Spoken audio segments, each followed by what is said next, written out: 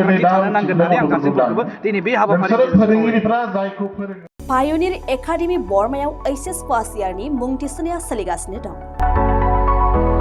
पायनिर academy बर्मायाव HS first इयारनि science आरो arts मोन्नैबो आयदानि मुं थिसननाया सोलिगासिनो दं।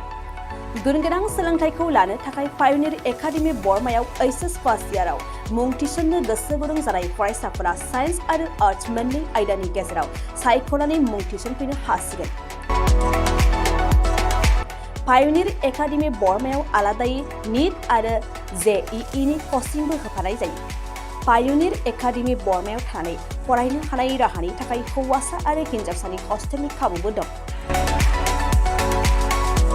बेनिखायनो गोसो गुदुं फरायसा आरो बिगोमा नोंथांमोनहा 9707537065 8638054125 6000410073 7576020620 नङाब्ला www.pioneeracademyborma.organization आरो pioneeracademyborma@gmail.com नि गेजेरजों फोनांजाब खालामनो हागोन।